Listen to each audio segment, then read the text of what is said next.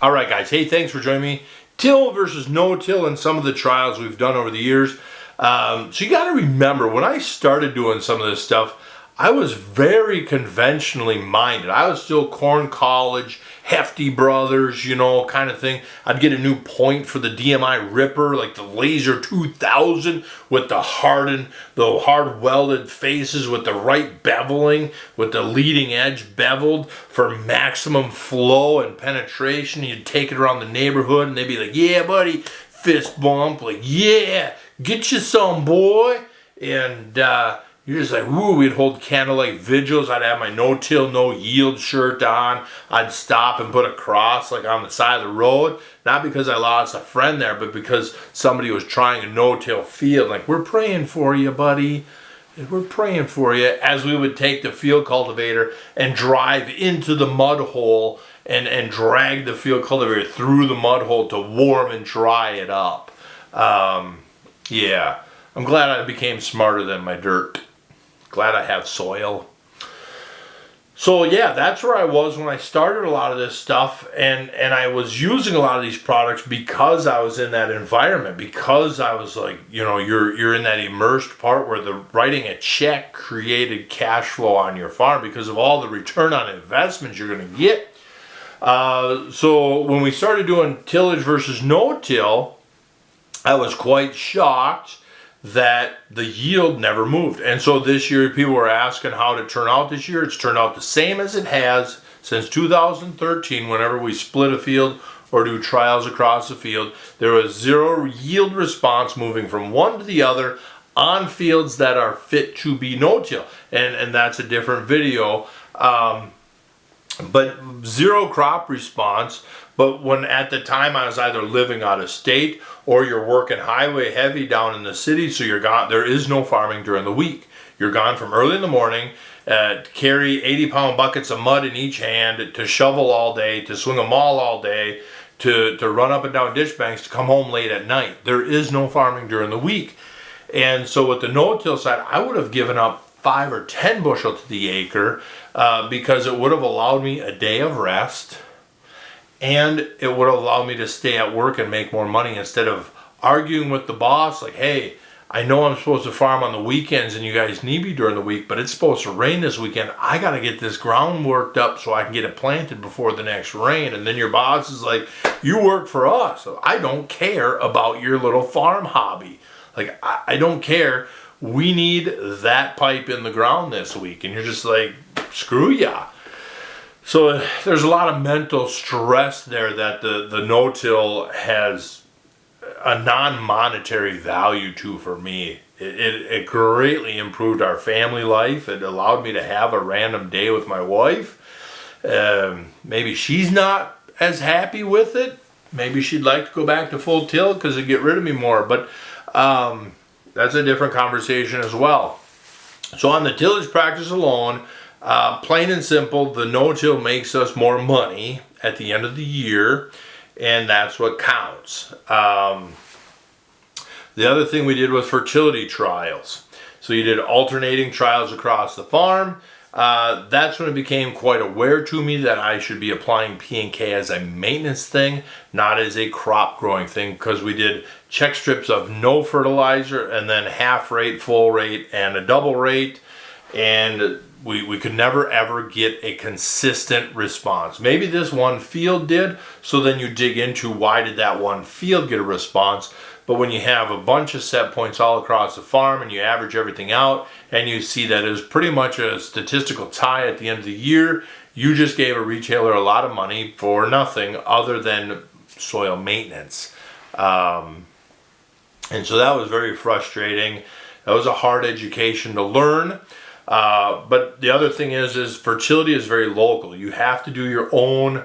Do not take a word of what I say on fertility trials as applying it to your farm, other than you have to do your own fertility trials, because fertility is very specific to your own farm. It's specific to each field. But we could not ever see a consistent response to the recommended fertilizer programs. So we just went to our own programs of field by field kind of thing, and that's where the strip till is really helping us manage that fertility dollars. Again, different video, how I wiped you off the screen. I've got an invisible board here that, like in the sci-fi movies, I'm kind of talking to that board and drawing on that board when I wipe it clean for a different video.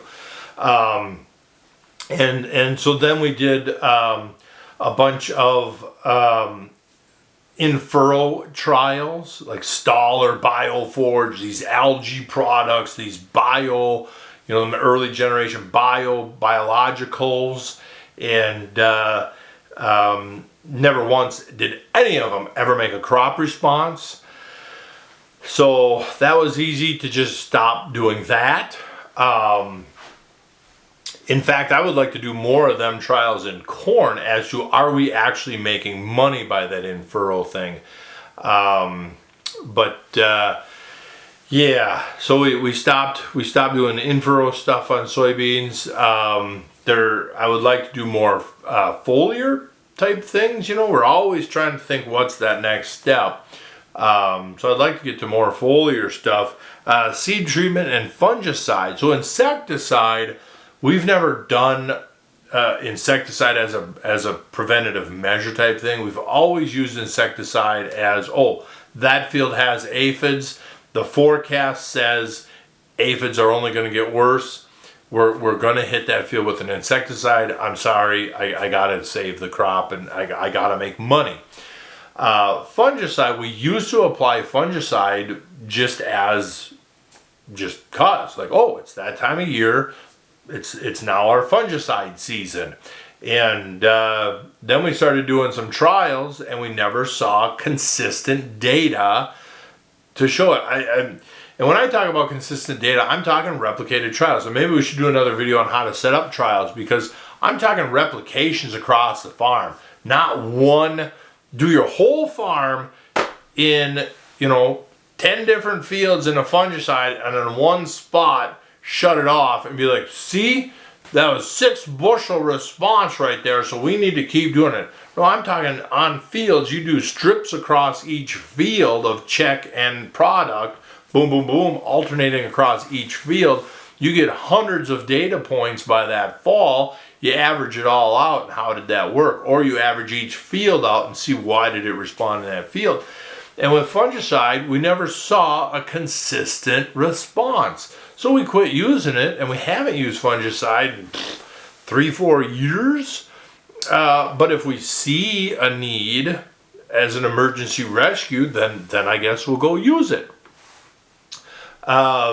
So when we went back to the retailers, or when I went back to the retailers and said, hey, you're telling me, then on the seed treatments, it was the same thing. You have to do it. You just have to do it. Look at all the yield you're getting. You have to do it. But it's kind of funny is because a lot of years you finished up with untreated seed because you just need 6 or 10 bags to finish. And so you run over, grab them, couple bags, and run back and just whip them out there quick. And come fall time, you saw nothing. So then again, you set up replicated trials. Never saw a consistent response to seed treatment program. There is some value to a seed treatment. Some fields you might actually see a response to. Some fields, knowing the history of the field, you might want to use a seed treatment.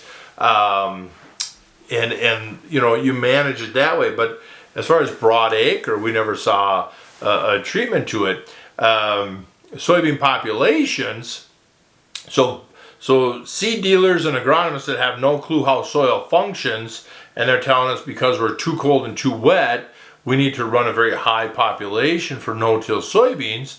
Same thing, you're almost done with the field and you're like, yeah, I'm just going to do I'm just going to drop the rate.